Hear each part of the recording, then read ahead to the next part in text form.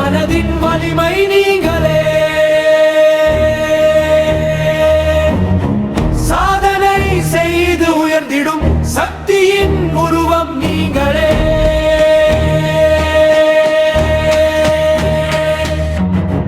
மகளிரே மகளிரே நம்பிக்கையின் தீபமே, மண்ணை உயர்த்தும் வீரமே, அன்பும் அறிவும் இணைந்திடும் அழகிய வாழ்வின் வீணையே.